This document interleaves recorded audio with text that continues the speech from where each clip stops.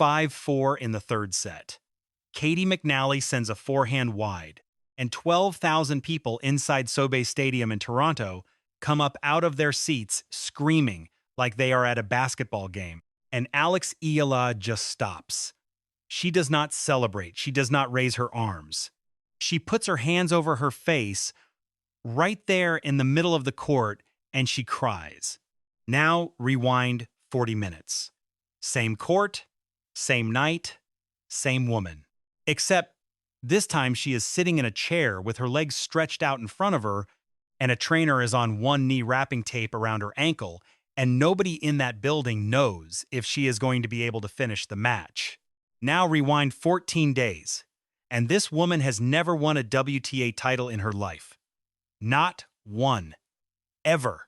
So if you set an alarm for 4 in the morning to watch this match, if you were on your feet in your living room in Manila or Toronto or New Jersey, if you texted somebody in your family the second that last ball went wide, this video is for you, because I think you already know something happened on Friday night that was bigger than a fourth round. But here is what I do not think you know yet. You watched the match. You saw the tape. You saw the tears. You saw the crowd. And I am telling you that you watched the easiest part of that story to see, and the hardest part to see was happening the entire time, and almost nobody has talked about it. Because that woman on the court with her hands over her face is not crying about Caty McNally. She has beaten far bigger names than Caty McNally. In the last 2 weeks alone, she has beaten 4 of them. So here is the question this whole video is built on. How does a person get from having nothing to having an entire stadium on the other side of the planet crying with her in 14 days on one good ankle? And more than that, what did it actually cost her to get there? Because there is a version of this story that says she got hot, she got lucky, she got a good draw. That version is everywhere right now. That version is wrong. The real story does not start in Toronto. It does not start in Washington. It starts on an island in Spain, in front of stands that were completely empty. And it goes through the single worst night of her career. So how do you get from there to here in 2 weeks on one good ankle? To understand that, you have to go a lot further back than 2 weeks. Alex Eala grew up in a country of more than 100 million people that had almost no tennis. Think about what that actually means.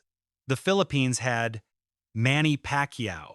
It had boxing, and it had basketball. And basketball was not a sport there so much as a language. Hoops nailed to telephone poles. Courts painted onto the street. Games running until somebody turned the lights off. If you were a kid in Quezon City with talent and a dream, the country already had a shape waiting for you to grow into. What it did not have was a tennis player. Not a great one, not a famous one. Not a single woman who had ever gone out there on the biggest stages in the sport and won something that mattered. There was no name to look up to, no poster on a wall, no blueprint at all. And when Alex Eala was still a kid, she got on a plane to Mallorca, Spain, to train at the Rafa Nadal Academy. I want you to actually sit with that for a second, because we say things like that too quickly in sports documentaries. She moved abroad to train. It sounds like an achievement. It sounds like a headline. It is not a headline when you are the one living it. It means your childhood happens about 15 hours of flying time away from your family.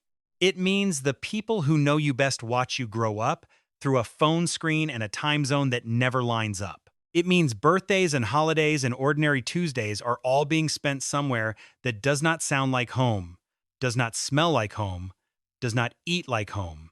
And it means you are 11, 12, 13 years old, and you are already a professional in everything but title. Now, here is the part almost nobody thinks about, and it is the part that matters most for this video.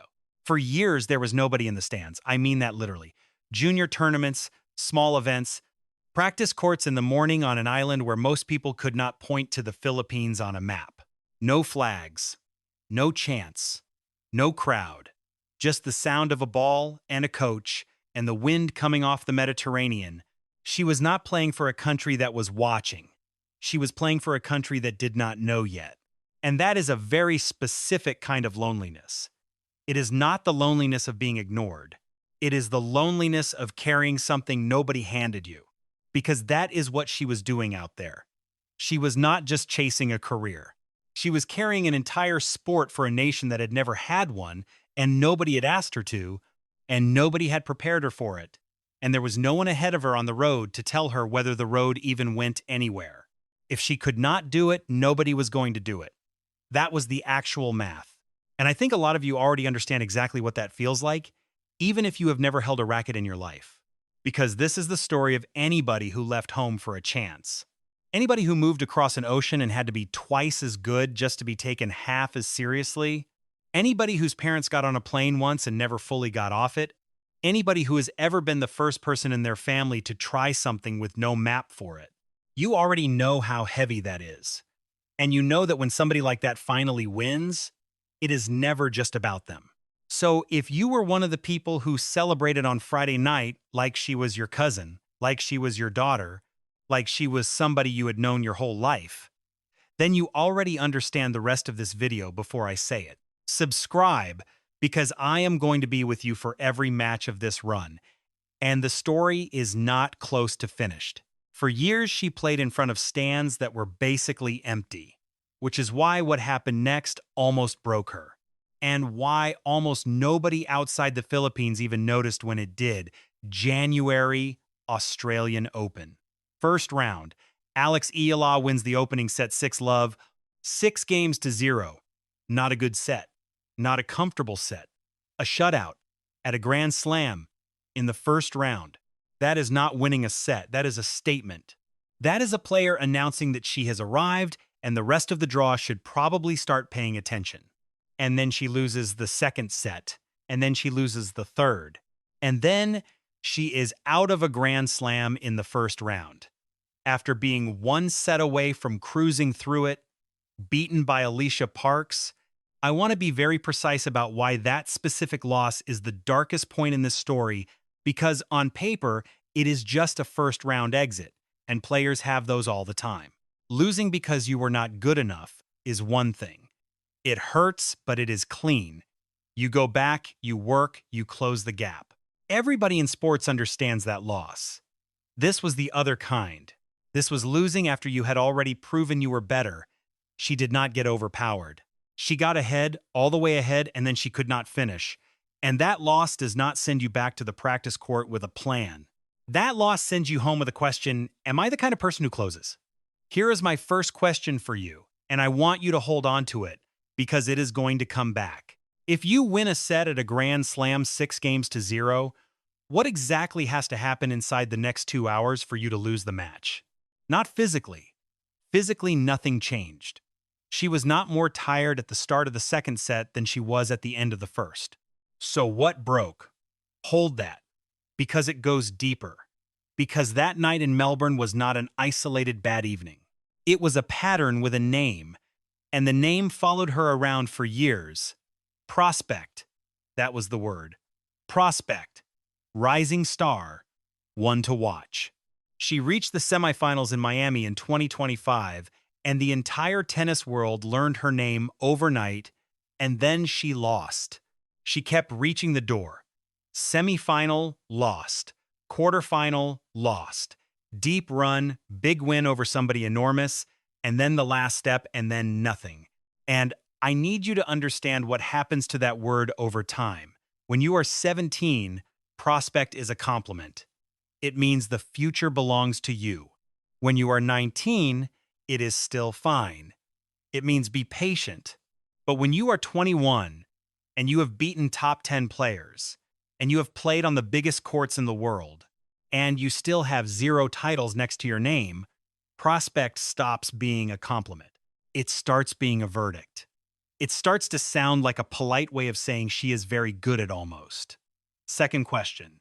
How many times can a person walk up to the same door and fail to open it before they start believing the door is not for them? And here is the layer that almost nobody outside the Philippines ever saw, and it is the heaviest one. She was not losing alone. Every one of those matches was happening in the middle of the night back home.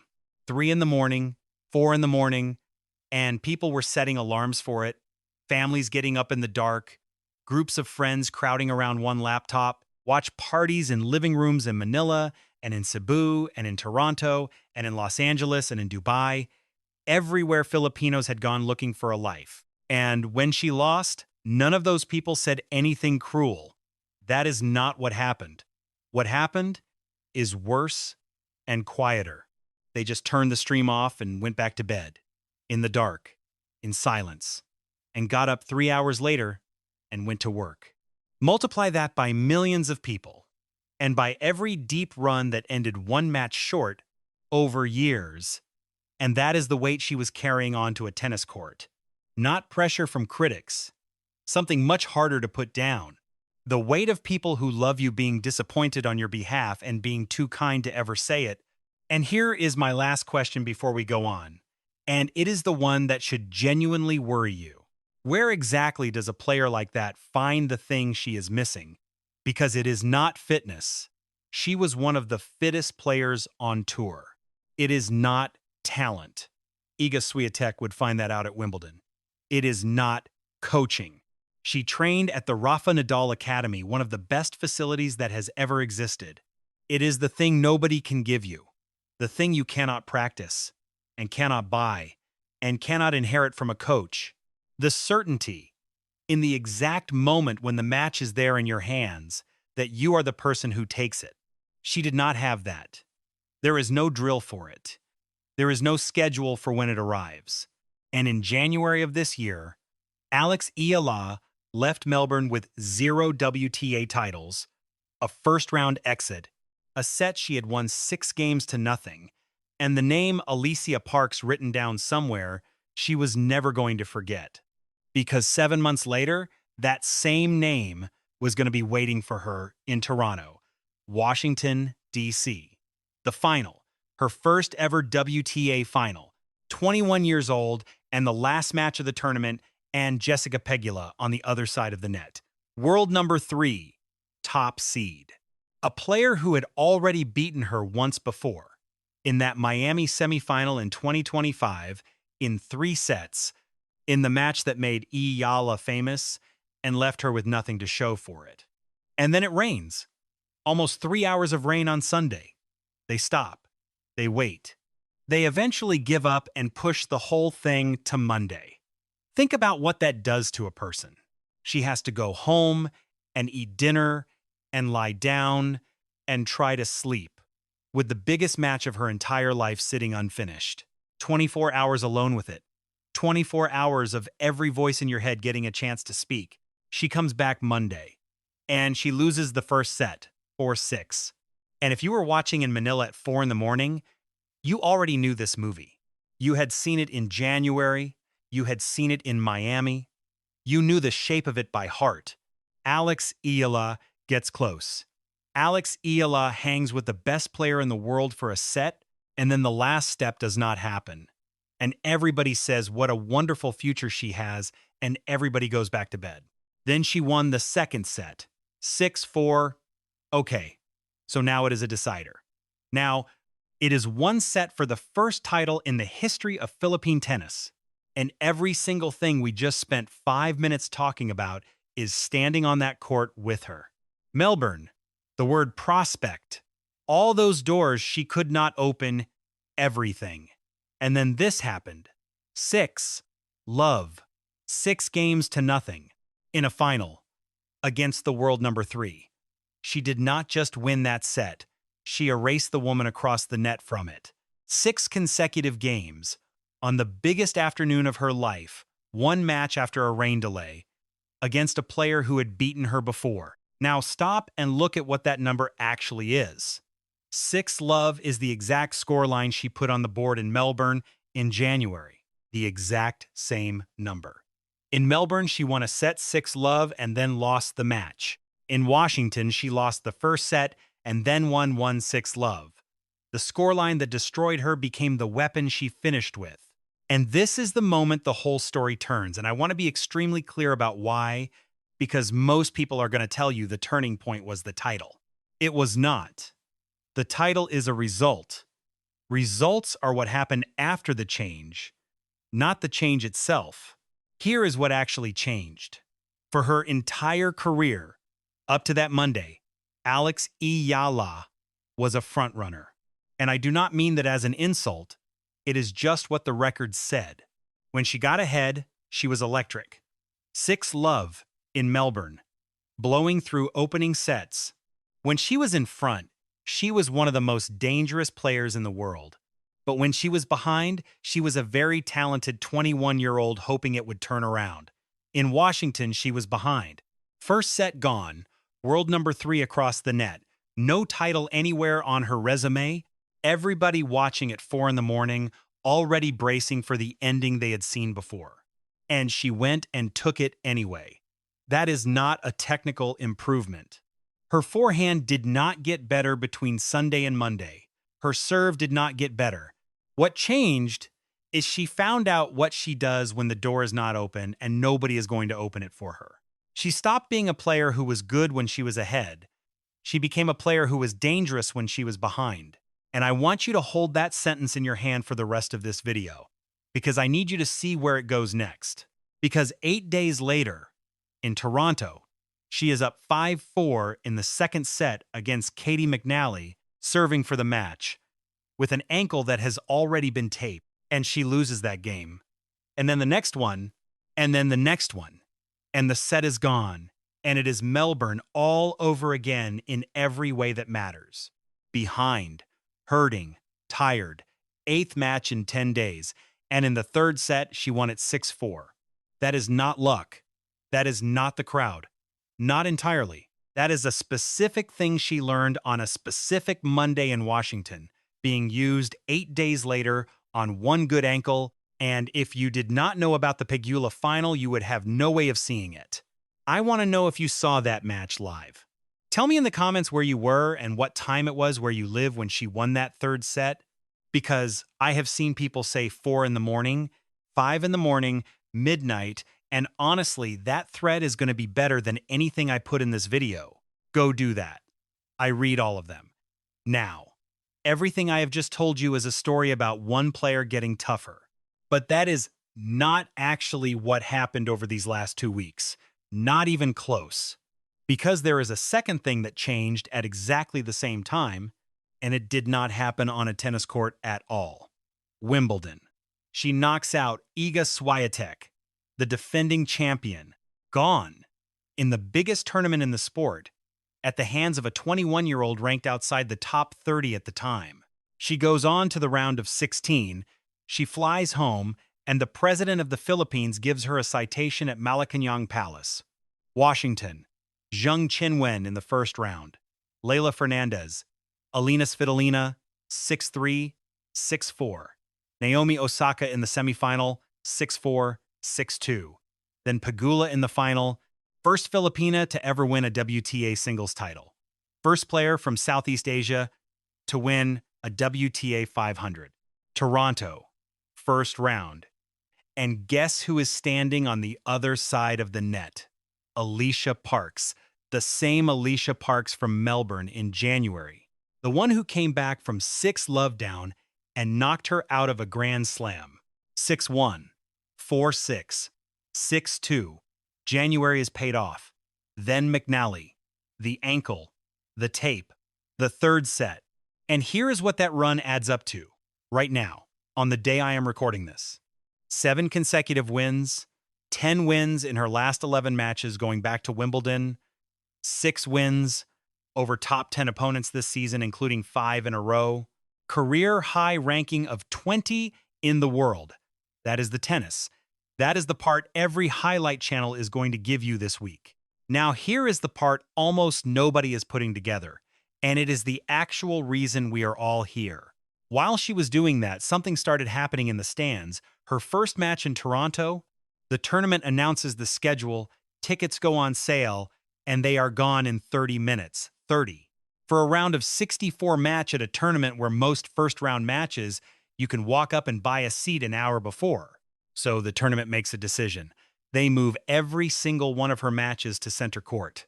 Not some of them, all of them. 12,500 seats, because nothing smaller in the building could hold what was showing up. The concession stands added chicken adobo to the menu. I want to say that again. because I think people are skipping past it. A tennis tournament in Canada changed its food to feed the people who came for one 21-year-old from Quezon City. And then the noise. Filipino flags across whole sections. Chants of Laban Alex between points.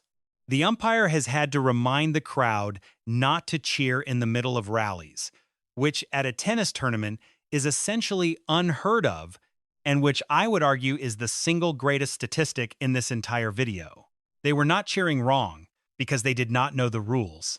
They were cheering wrong because they could not physically hold it in. And back home, according to Eala herself in her press conference, it has gotten hard to book a tennis court in the Philippines. She said she is seeing it online constantly. People of every age picking up rackets. A country that had no tennis suddenly has a waiting list. Now, go back to the beginning of this video. Go back to the empty stands in Mallorca. A kid on an island, 15 flying hours from her family, hitting balls in front of nobody, in a place where most people could not find the Philippines on a map. No flags, no chants, no crowd. Years of that. And now put her at 5-4 in the third set in Toronto, with tape around her ankle, on her 8th match in 10 days, and 12,000 people screaming her name so loudly that the chair umpire has to intervene. She was not crying about Caty McNally. I need you to understand that, because it is the whole point. She has beaten Iga Swiatek. She has beaten Naomi Osaka. She beat the world number 3 8 days earlier and took a set off her 6th love. Caty McNally is a very good player, and that was a very hard match. But that scoreline is not what put her hands over her face. She was crying because of the noise. Because the stands are not empty anymore. Because the exact thing that was missing for all those years, in all those quiet mornings on a Spanish island, was standing up and screaming at her in a stadium in Canada, 13,000 kilometers from Manila. That is what closed the loop, not the trophy. The sound. And once you see it that way, the ankle stops being the story of Friday night. Because what actually happened is that she gave that crowd everything she physically had left, and the crowd gave it back to her with interest. And that transaction is what got her through a third set that her body had no business winning. She did not turn pain into power by herself. Nobody does that by themselves. She traded it, and 12,000 people paid. Which brings us to the last thing I want to tell you, and it is the detail that made me want to make this video in the first place. Because there is one line from that press conference that I have not been able to stop thinking about, and it explains why this run stopped belonging only to the Philippines. After the match, in the press conference, Alex Eala said that somebody in the crowd told her they wanted to be Filipino for the night. And instead of just smiling and moving on to the next question, she said she understood exactly what that meant. Because she once went to a Bad Bunny concert, and for that one night, she felt Puerto Rican. That is not a cute quote. That is the whole thing. Because that is the moment this stopped being a Filipino story and became something else. When a stranger in a stadium in Canada looks around at what is happening and wants in, not out of politeness, not out of respect, he wants to be inside of it because it looks like the best place in the building to be standing. That is the exact moment an athlete stops being an athlete and becomes an event. Naomi Osaka said it out loud this week. She said Eala is building a new community and new fans around her, and that it is great for women's tennis. And Osaka would know. She has spent her entire career being the person who carries a flag that nobody else is carrying. So, let me answer the thing I promised you at the start. How does somebody turn pain into power? She does not. Not alone. That phrase makes it sound like a switch inside one person's head, and it is not. What actually happened on Friday night is that a 21-year-old with a taped ankle gave a crowd every single thing she had left in her body, and the crowd handed it back to her louder, and she spent it on a third set she had no physical business winning. The pain did not become power. The pain got traded. And 12,000 people covered the difference. That is why she cried. Not because she won, because for the first time in her life, the stands were full of people who understood exactly what it cost. Now here is where it goes. Belinda Bencic is next. Olympic gold medalist, world number 14. And then after that, if that ankle holds, New York in a few weeks on the surface that has produced the biggest moments of her career. 14 days ago, she had never won a title, and nobody outside her country was setting an alarm for this. The question was never whether she is good enough. Swiatek knows the answer. Osaka knows it. Pegula knows it. The question is how far one ankle can carry all of that. I do not know. Nobody does, including her. She said it herself after the match. She said she survived that one. So I am covering every single match of this run, the whole way, however it ends. If you want to find out at 4 in the morning with the rest of us, and you do not want to hear about it secondhand the next day, subscribe now, because the next one is already scheduled, and I have no idea which version of this story we are about to get. And before you go, tell me one thing in the comments. When she put her hands over her face at 5-4, what did you do? Because I have a feeling a lot of you did the exact same thing she did. I will see you right after the next one.